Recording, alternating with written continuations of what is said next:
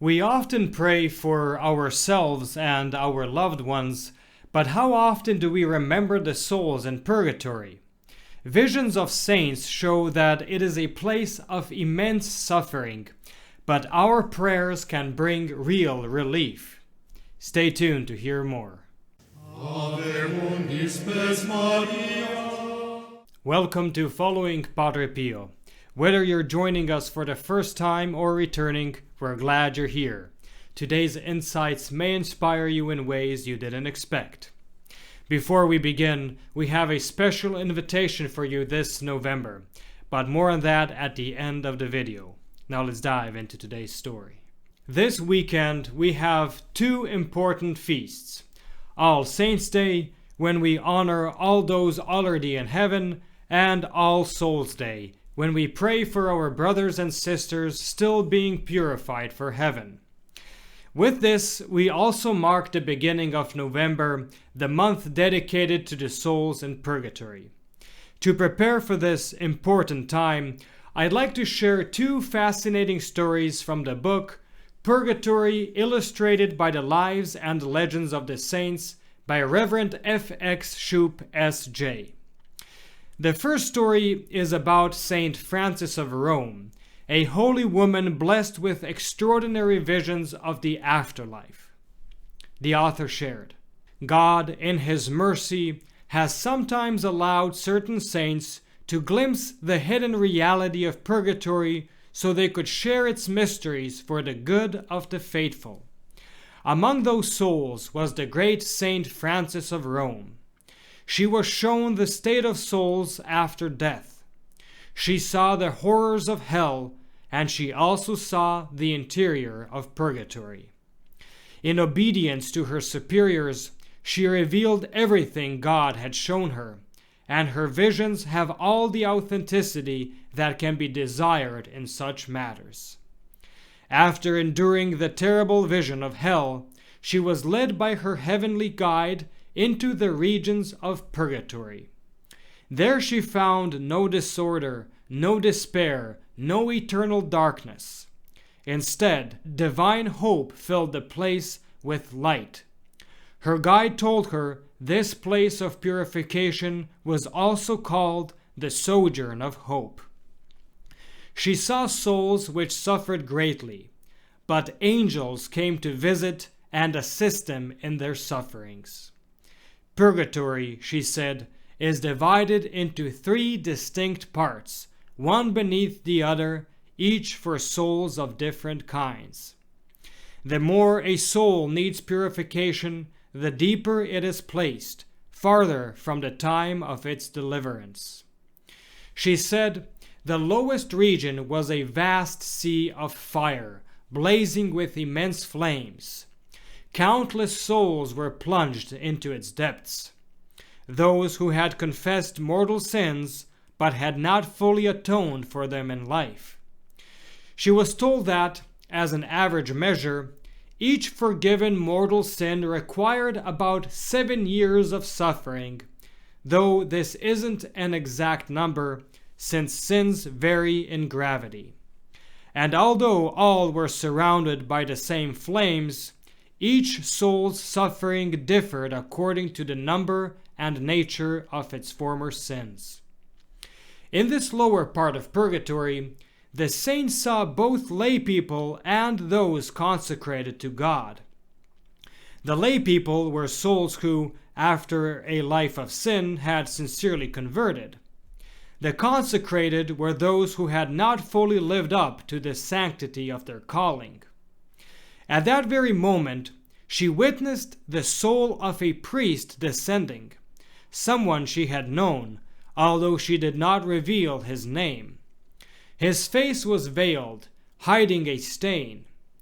Though he had led an edifying life, he had not always practiced strict temperance and had sought too eagerly the satisfactions of the table.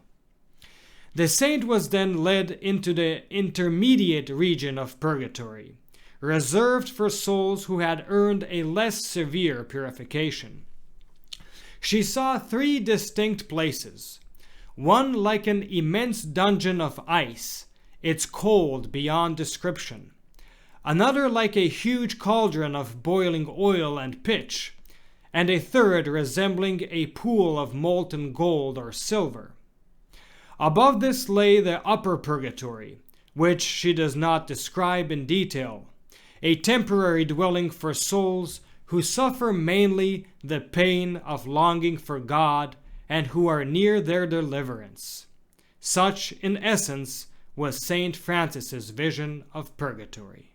This testimony is a powerful reminder of the severe yet hopeful sufferings these souls endure. But now I'd like to share a different kind of account.